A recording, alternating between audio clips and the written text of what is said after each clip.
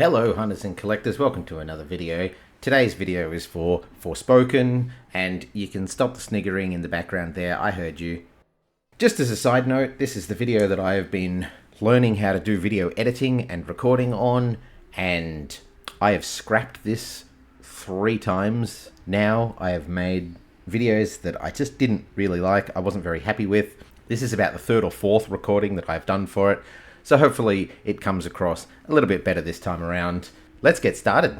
So we start off in the faraway fantasy world of New York City, where Frey, our main character, is in front of a judge for crimes against good dialogue, maybe? That's my one dialogue joke for the whole game, alright? I've got it out of the way real quick. We learn that Frey is one of those people that is completely poor and unmotivated at life, but is also very capable at everything she does. But she's very much a loner and a complete outsider. She gets let off with a warning, goes back home to her cat. Her place gets burnt down, all of her money and possessions, except for her cat, get burnt. She decides to give her cat to the judge. And then goes moping around the city, whereupon she sees a bright light, decides to investigate, finds itself a bracelet, and upon picking it up, it activates a portal, sending her to the world of Athia, and closing out Chapter 1. Not knowing what's going on, she begins to hear a voice, which is the bracelet. She calls this bracelet Cuff. Cuff knows about this world of Athia, so recommends that they both head to the nearest settlement of Sepol. The presence of Cuff has given Frey the ability to use magic. To begin with, all she can do is throw rocks, but after gathering enough mana, we're able to unlock our first ability of parkour, giving us the trophy Unlocked Potential. As we travel along, we realise that the creatures and the wilderness are corrupted. Cuff explains this is the break, some weird corruption that is taking hold. Cuff also explains the Tantas are the ruling queens or matriarchs of Athia, who are powerful witches, or whatever you want to call them, magic wielders. They ruled peaceably, but also have seemed to succumb to the corruption as well. We travel to an abandoned area and stay overnight in a shack, which is our introduction to our first sort of save point areas. And upon waking up, we realise that the area has started to develop a bit of a nightmare feel to it. And that's where we meet our first boss fight, which is a big dragon. Game's looking okay so far. Dragon boss fight to begin with? Check! After 2 health bars, the dragon goes down and decides to just pick us up and take us to wherever. While in midair, Frey has the great idea to strike it while it's flying, causing the dragon to drop her right out the front of the gates of Sepol, where we needed to be. How convenient was that? Upon arriving, Frey is immediately arrested and brought before the ruling council of Sepol because she's a complete stranger who has come out of the corruption seemingly unscathed. The council are unsure of what to do with Frey. One council member just wants her off with her head immediately, but a local woman in the crowd pleads her case, suggesting that maybe if she can survive and the corruption outside the walls of the city, there is much we can learn. The council decide to forego any executions for the time being and instead throw Frey into prison. And so ends Chapter 2. Frey is imprisoned for about 10 seconds before Autumn comes and breaks her out of the tower. And then we go through this stealth segment to get around the guards, which is completely irrelevant because there is no stealth gameplay in this game at all. Autumn reveals that her father had been studying and researching the corruption before he mysteriously went missing 20 years earlier. And so Autumn has some of his notes around and suggests to Frey that we do a quid pro quo thing. I'll help you if you help me. Frey agrees to set out the next day to search Auden's father's library. Waking up the next day, Frey has been given a new cloak to disguise her dodgy street clothes. Our cloak serves as one of the collectibles / upgradables. We will find millions of these along the way. We also meet Olivia, this short, round little character, who despite having all the irritating qualities of a small child, Frey takes a bit of a liking to and gives her her pen light. And Olivia shows you how to upgrade your materials at a bench, and giving us the Tinkerer trophy. So now we're finally outside into the open world of Athia for the first time. Now I'm debating whether I should fight things, look for things, do some exploring, or just head straight for the mission. The game encourages you to go head straight for this fount, where you jump in. This is a fount of blessing, which gives you a new magical power every time you find one. You need to find all of them for the trophy anyway, so we get our first trophy for finding a font. I found a group of zombies, started fighting them just to get my skills going, see how we go. Managed to kill 3 or more with a single blast of surge magic. That's not what a Deinosuchus looks like, guys. A Deinosuchus is a crocodile, not whatever the hell that is. I also came across the first monument, unlocking Pilgrimage Initiate. Each of these monuments gives you an upgrade to your stamina or your health or your mana. There are many more of these to collect as well.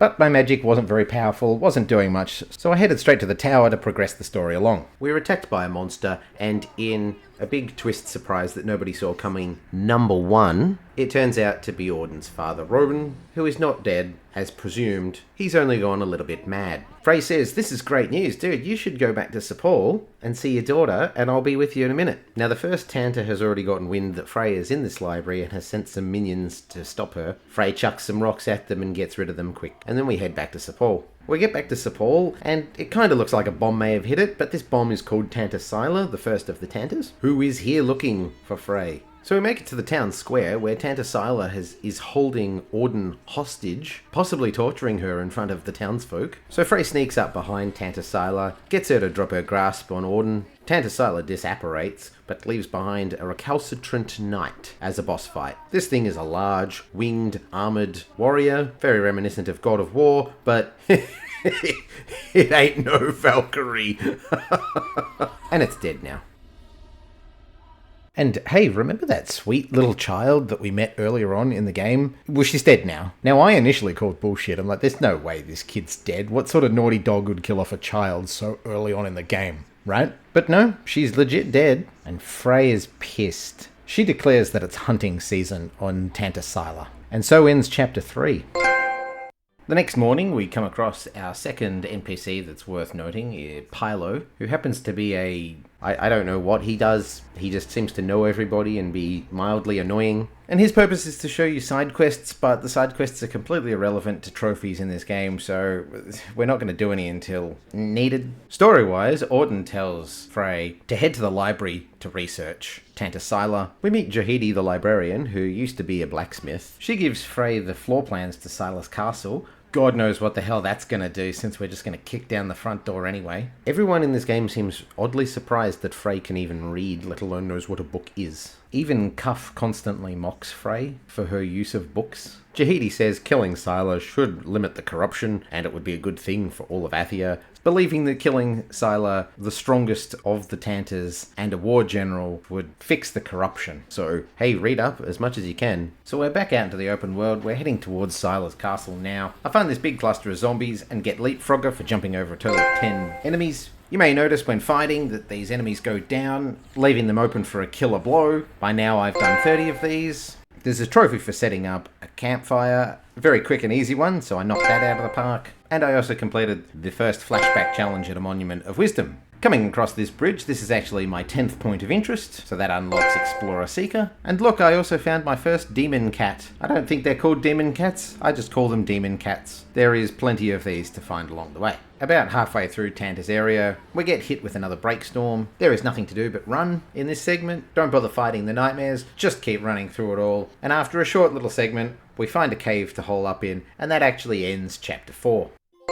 After surviving the Nightmare Storm, we travel into Sila's area, which is much more volcanic and rocky. Since fire is her power and her ability, obviously all of her theme is red. Although I don't know why blue wouldn't be the theme for fire, because a blue flame burns hotter than a red flame, but blue is the colour of water and electricity, and luckily the magical parkour traversal in this game is one thing that it has got going for it. Frey moves quite fast and can scale almost a 90-degree angle. There are many a times when instead of going around something, I just went straight up it. So we fight our way into the Citadel, check out a few paintings of all the other Tantas. Whether it's through madness, or just her personality, or maybe it's just the fact that she's wearing a mirror ball on her head, Sila throws the biggest tantrum when confronted with child murder. But by utilising your magical parkour and the patented attack method of holding R2, Sila goes down. Once Sila succumbs to death, it is revealed she is also wearing a bracelet which rolls off and gets absorbed into Cuff. And now we have the ability to use fire as well as rock magic. You'd think fire would actually be a good spell to use, but it's fine. Back at Sepal, the whole town's having one big piss-up to celebrate the death of Sila, and there is much rejoicing. Till that is all cut short by a nightmare breakstorm.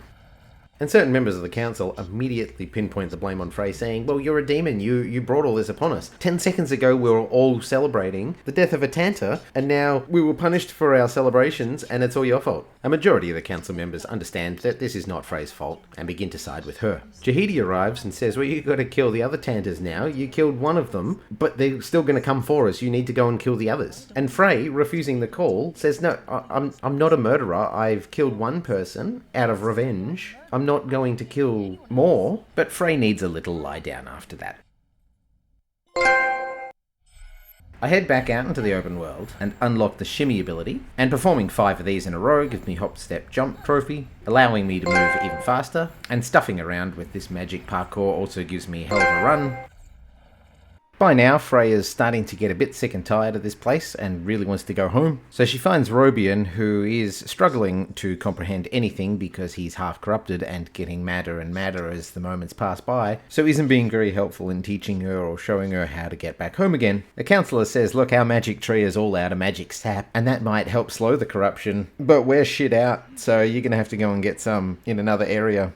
So we set out to a new area. We find our first tree, and of course the first tree doesn't have enough sap in it. Obviously, no one was expecting it to be that easy. We get to the second tree, and we're told, of course, the second one, sorry, but your Ballo is in another castle. Surely it'll be in the third one, right? Do you know why the term third time's a charm is so popular? Because usually on the third one is where we get what we need. But no, not this time around. We get to the fourth tree, which is growing on a right angle, and Frey decides to climb out onto it, and doesn't succeed, completely falls off it. So that's 4 trees now that have been unsuccessful. Finally, on the 5th attempt, we find enough sap. Now here's where Cuff and Frey have a bit of an argument. Frey just wants to get the medicine back to Robian and go home. Cuff isn't happy and also lets slip that he may know a little bit more than he's admitting. Cuff says, no, you've got the power to kill these Tantas and save the people. You should be doing this. Frey doesn't want to kill anymore, but since Tanta Prav, or Prav, depending on what side of the train tracks you live on, is the Tanta of justice, that perhaps she can just be reasoned with, said if I just go and talk to her, maybe she'll stop. We rock up on Prav's doorstep, and we are immediately placed in cuffs again. I'm sure that's some sort of symbolism, and told that we are being charged with killing Tanta Sila. This closes out the next chapter as we head in to see Prav. Frey is brought before Prav. Prav's speech is all in rhyming form, and for that alone she should be killed. It's revealed just how mad she is. When Frey interrupts, Prav throws an even bigger tantrum than Sila. Oh, well, maybe that's why they're called Tantas, because they all throw tantrums. Frey realizes that no matter guilty or not guilty, she's kinda screwed. She pulls the mistrial card, which throws Prav off, and declares a trial by water. Frey seems fine with this, seemingly unaware that we're in the blue level, and Prav is obviously a waterbender. So the trial of water is just a basic rush of enemies that we kill pretty quickly, and although we technically pass the trial of water, Prav seems to have a hard time coming to terms with this, and that begins our boss fight with Prav. We beat her good, and as she slowly dies, she lets slip that she might know who Frey is. Upon death, she passes her powers on to Frey, so now Frey has got the ability to use water bending, which is almost as useless as the fire bending magic.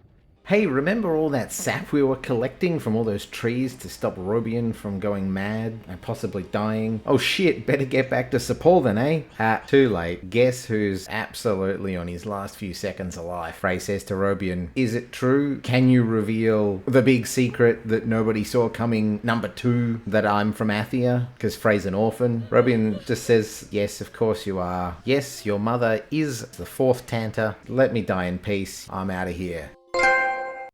Frey then meets up with Auden and Jahidi separately, and they each try and out-guilt and out-pity one another. Reeling from the fact that her mother is Tanta Cinta, and from Athia, wants to get the hell out of here, but everyone wants her to stay and become the saviour of the people, Frey storms out. Cuff tells her, you aren't powerful enough to go and see Tanta Cinta yet, we should take out Olus first. Frey says nuts to that. A storm hits Frey hard, and she suddenly wakes up back in New York. And to cut a long story short, it's just a dream sequence. No video game ever has done a dream sequence before. Skipping ahead, she's running around the streets of New York and going through a whole Wizard of Oz moment of, oh my god, you were there, and you were there, and you were there, until the facade crumbles.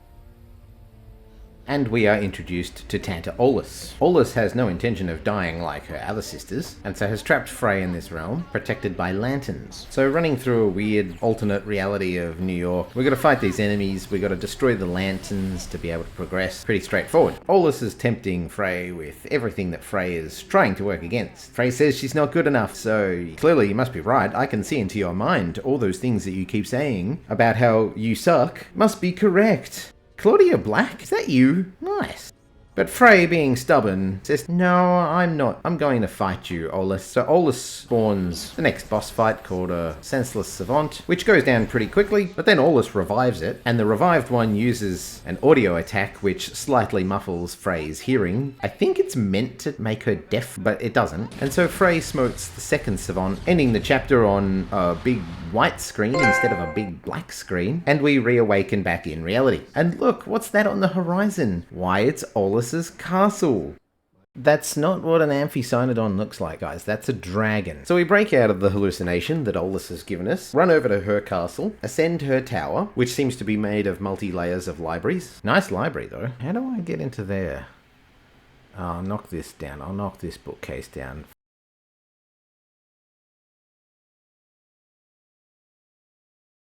Oh no, oh boy, oh no, I've set the library on fire.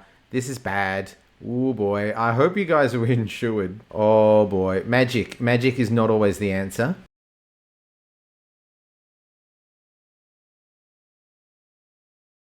And there you go, not a scratch.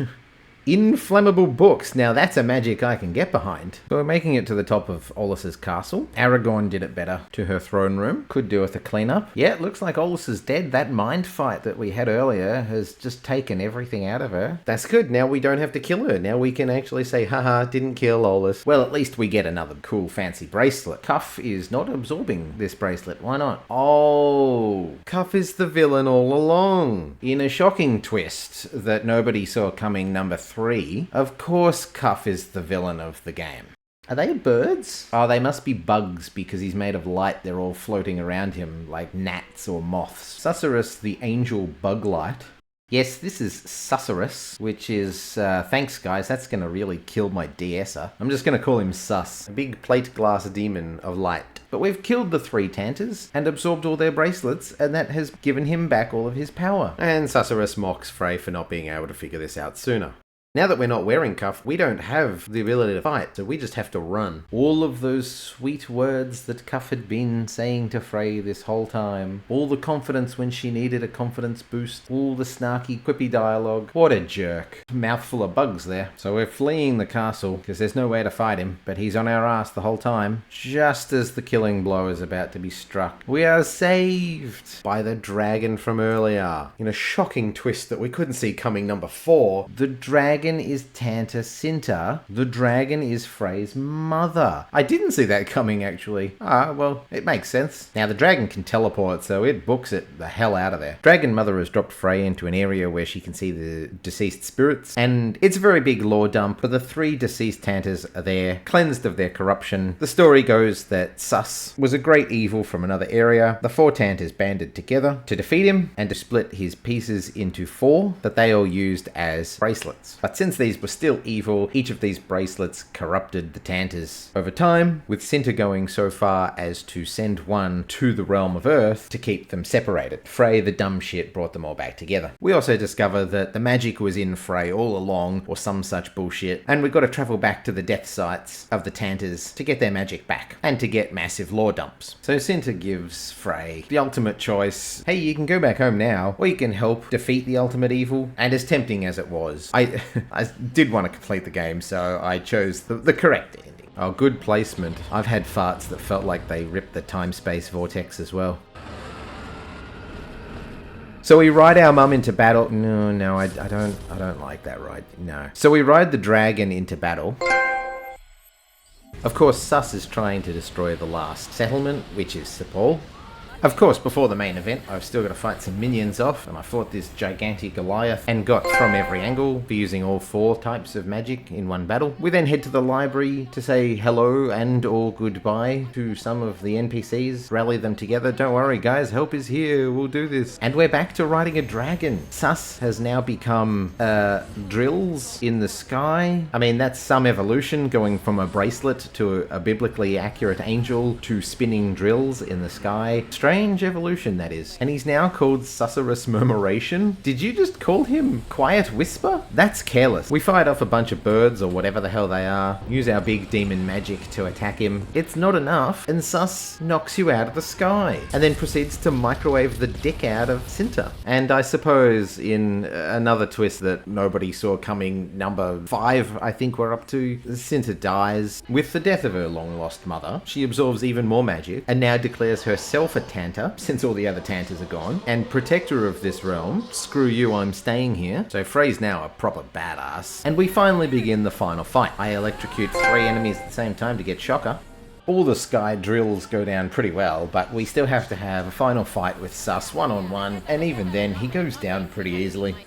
You see, he thinks he's got you good, but the Tanta's power combined can resist all of his power. And so we drain him of all of his power and turn him right back into a cuff again. You see, now that he's been de-evolved back into a cuff that's stuck with Frey, he has no power because Frey controls all the magic.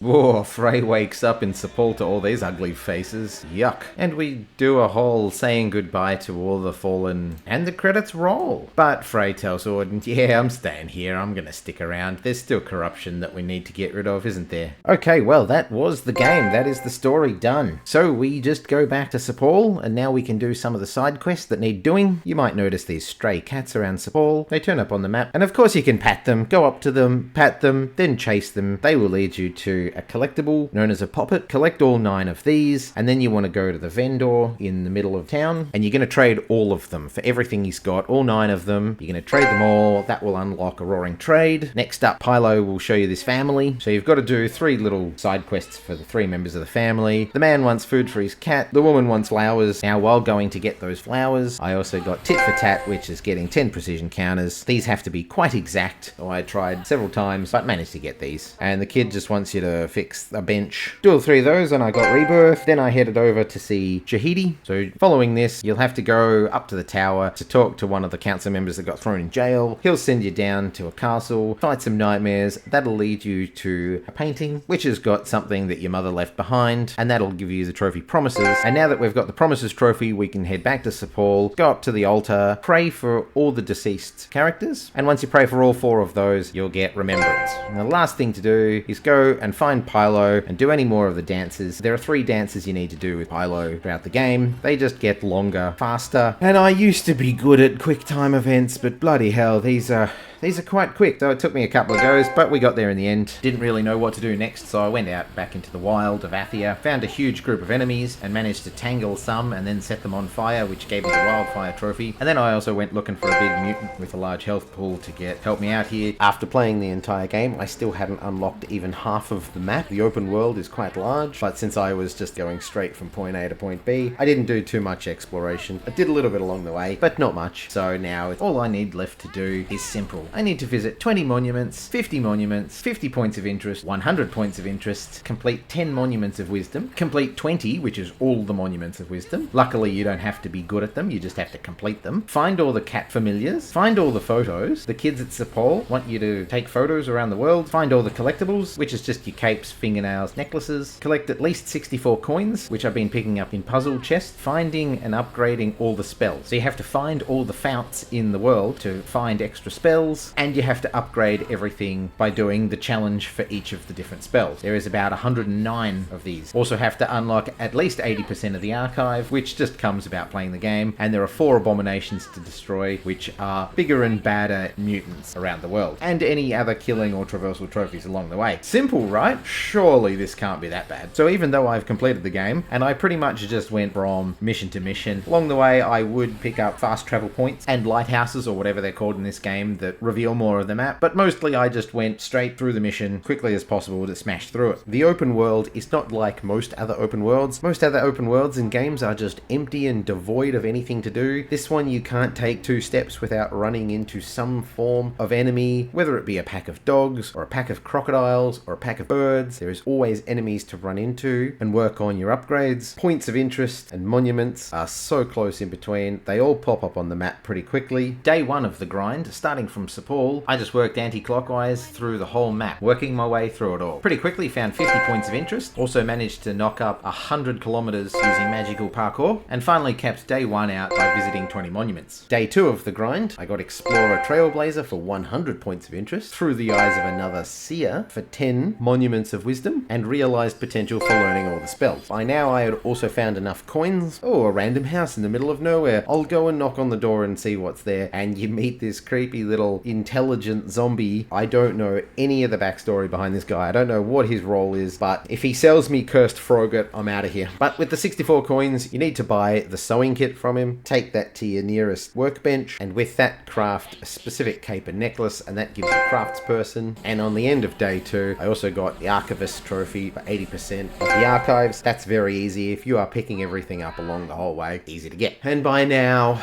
I am getting so tired of this game. I am skipping so much because we are now on day 3 of the grind. I think I have been grinding longer than the actual storyline of the game, and I'm just bored. But the end is in sight. I'm so close now. Eventually, I found 50 monuments. Paragon and Call of the Fount Beautified, I think that's supposed to say, for learning all spells and finding all the fonts. Through the eyes of another Visionary for getting all 20 monuments of wisdom. Upgraded all my spells completely, finally. I was constantly working on these because this is the big make or break trophy for the game. Some of them are very, very easy. I could activate one, run out, complete it immediately, run back into a save house, change it out for another one. You can do that 2 or 3 times for some of these. They are very easy to knock out. But aside from the odd 3 or 4, most of them are very straightforward. And then finding all the demon cats to get cat person. And upon defeating the 4th and final abomination, also gave me the final piece of equipment I needed for Kit and Caboodle. All that's left after that was to go back to Sepul and show the kids the last of the photos. I'm not sure if you can just return all 5 in one go. I was doing 10 at a time and returning back to Sepul to show them, going back and forth. Maybe you can do them all in one go. Don't know. Didn't bother trying. Of all the magical parkour that Frey can do in this game, she seems to have trouble with the top step. She can survive falling from great height. She can float. She can run up walls. But no, that top step, that's where we struggle. Before I finished off the game, I did do the DLC In Tanto We Trust. This is very straightforward. Only takes about 2.5-3 hours to smash out. Complete chapter 1.